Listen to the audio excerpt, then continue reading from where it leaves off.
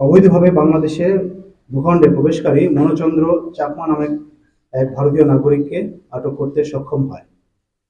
আটককৃত ব্যক্তি ভারতের মিজোরাম রাজ্যের দক্ষিণ উপকূলীয় চংতে লংলে এলাকার চন্দ্র হাংসু চাকমার ছেলে।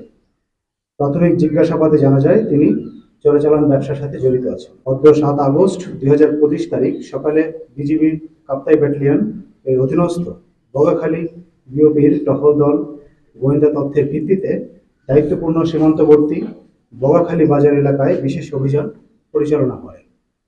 উক্ত অভিযানে বিজিবি টহল দল অবৈধভাবে বাংলাদেশে ভূখণ্ডে প্রবেশকারী মনোচন্দ্র চাকমা নামে এক ভারতীয় নাগরিককে আটক করতে সক্ষম হয়।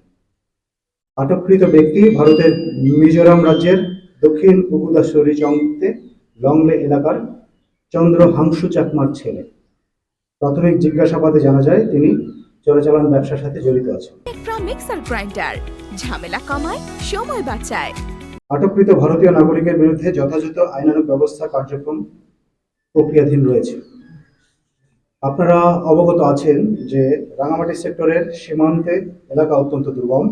এর সাথে বগাখালী বাজারের মতো সীমান্তবর্তী সীমান্ত সংলগ্ন হাট বাজারগুলো প্রায়শই একটি বড় নিরাপত্তা ঝুঁকি তৈরি করে। এসব বাজারের দৈনন্দিন জনসমাগমের আড়ালে চোরা কারবারি, মাদক পাচার এবং অবৈধ অনুপ্রবেশকারীরা খুব সহজে তাদের এই কর্মকাণ্ড পরিচালনার সুযোগ খুঁজে। পরিস্থিতি মোকাবেলায় বর্ডার গার্ড বাংলাদেশ দেশের সার্বভৌমত্ব রক্ষায় সর্বদা দৃঢ় প্রতিজ্ঞ।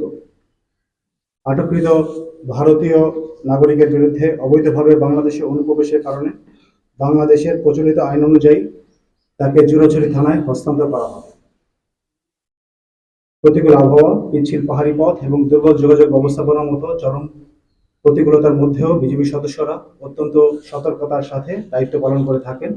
এ ধরনের সীমান্তবর্তী বাজারের মাধ্যমে চোরাচালান, মাদক পাচার সহ অন্যান্য অনৈতিক কর্মকাণ্ড সংঘটিত হয়ে থাকে। সর্বোপরি সীমান্তে নিরাপত্তার ঝুঁকি বহুগুণে বৃদ্ধি পায়। বর্ডার গার্ড বাংলাদেশ এই অঞ্চলের সীমান্ত অপরাধ রোধে সর্বদা তৎপর রয়েছে। আমরা এই ধরনের অভিযান ভবিষ্যতেও অব্যাহত রাখব।